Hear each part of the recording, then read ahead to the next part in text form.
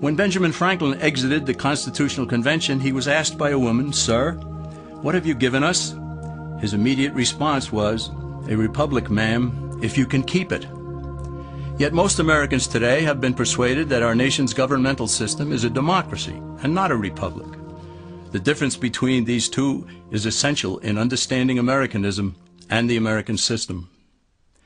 Before we discuss political systems, however, it's helpful to address the confusion that has been spread about the political spectrum. Many have been led to believe that the political spectrum places groups such as communists on the far left, fascists or dictators on the far right, and political moderates or centrists in the middle. However, a more accurate political spectrum will show government having zero power on the far right to having 100% power on the far left. At the extreme right, there is no government. The extreme left features total government under such labels as communism, socialism, Nazism, fascism, princes, potentates, dictators, kings, any form of total government. Those who claim that Nazis and fascists are right-wing never define their terms. This amounts to spreading confusion. Toward the middle of the political spectrum can be found the type of government limited to its proper role of protecting the rights of the people. That's where the Constitution of the United States is. Those who advocate such a form of government are really constitutional moderates. So let's analyze the basic forms of government. They are monarchy or dictatorship ruled by one, oligarchy ruled by a few, democracy ruled by a majority, republic ruled by law, and anarchy, which is ruled by no one. In discussing these five, we'll see that they can be narrowed down to even fewer. Looking first at monarchy or dictatorship, this form of government doesn't really exist in the practical sense. It's always a group that puts one of its members up front. A king has his council of nobles or earls, and every dictator has his bureaucrats or commissars, the men behind the scenes. This isn't ruled by one, even though one person may be the visible leader. It's ruled by a group. So let's eliminate monarchy, dictatorship, because it never truly exists. Oligarchy, which is ruled by a group, is the most common form of government in all history. And it is the most common form of government today. Most of the nations of the world are ruled by a powerful few, and therefore oligarchy remains. At the other end, we find anarchy, which means without government. Some people have looked over history and found that many of its worst crimes were committed by governments, so they decided that having no government might be a good idea. But this is a mistake, because as the ancient Greeks stated, without law there can be no freedom. Our founding fathers agreed and held that some amount of government is a necessary force in any civilized, orderly society. In a state of anarchy, however, everyone has to guard life, liberty, and property, and the lives of family members. Everyone must be armed, and movement is severely restricted because one's property has to be protected at all times. Civilized people have always hired someone to do the guarding, a sheriff, a police force, or some branch of government. Once law enforcement was in place, the people were freer. They could leave their property, work in the fields, and so on. In short, the proper amount of government makes everyone freer. There are some who advocate anarchy, however, not because they want no government, but because they don't like what they have. They use anarchy as a tool for revolutionary change. The condition of anarchy is very much like a vacuum where something rushes in to fill it. These calculating anarchists work to break down the existing government with rioting, killing, looting, and terrorism. Tragically, the people living in such chaos often go to those best able to put an end to it and beg them to take over and restore order.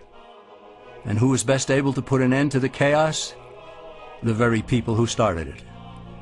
The anarchists who created the problem then create a government run by them, an oligarchy, where they have total power.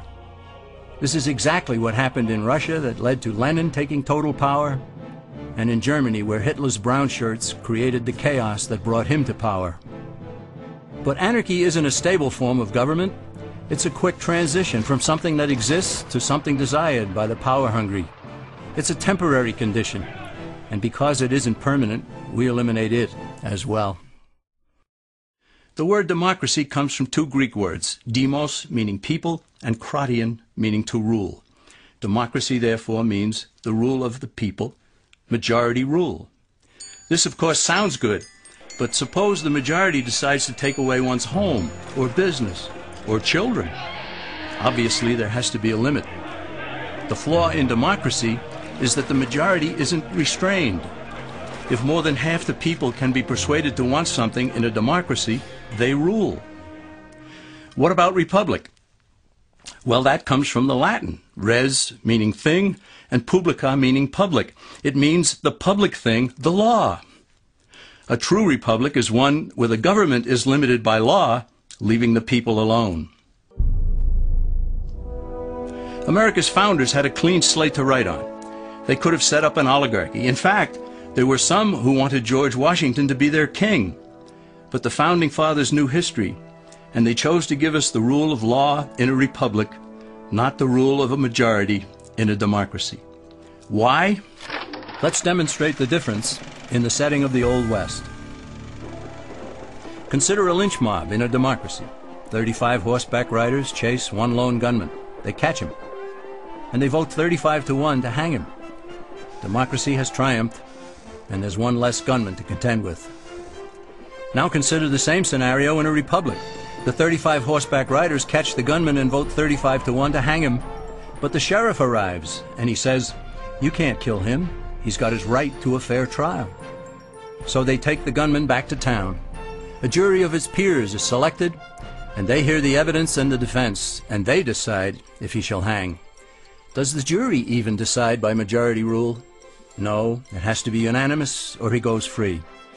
The rights of the government aren't subject to majority rule, but to the law. This is the essence of a republic.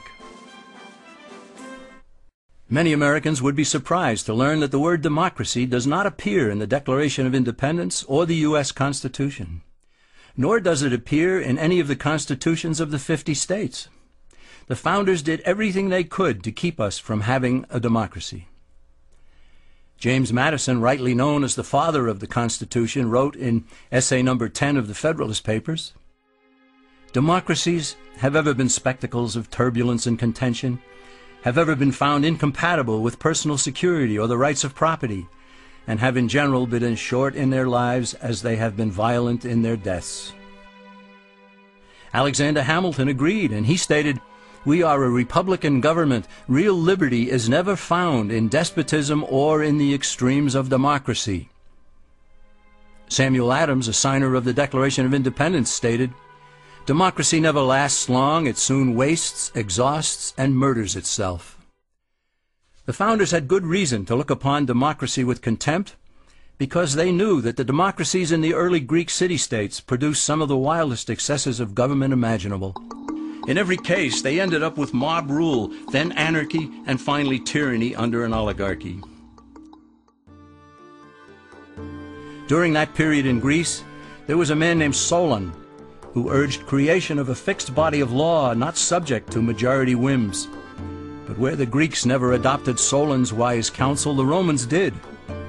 Based on what they knew of Solon's laws, they created the 12 tables of the Roman law, and in effect built a republic that limited government power and left the people alone. Since government was limited, the people were free to produce, with the understanding that they could keep the fruits of their labor. In time, Rome became wealthy and the envy of the world. In the midst of plenty, however, the Roman people forgot what freedom entailed. They forgot that the essence of freedom is the proper limitation of government. When government power grows, people freedom recedes. Once the Romans dropped their guard, power-seeking politicians began to exceed the powers granted them in the Roman Constitution. Some learned that they could elect politicians who would use government power to take property from some and give it to others.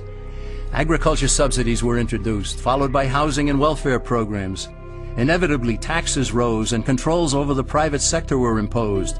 Soon, a number of Rome's producers could no longer make ends meet, and they went on the dole. Productivity declined, shortages developed, and mobs began roaming the streets, demanding bread and circuses from the government. Many were induced to trade freedom for security. Eventually, the whole system came crashing down. They went from a republic to a democracy, and ended up with an oligarchy under a progression of the Caesars.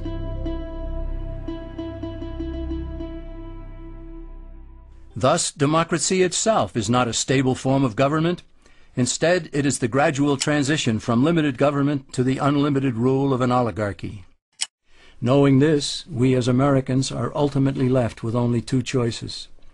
We can keep our republic, as Franklin put it, or we will inevitably end up with an oligarchy, a tyranny of the elite.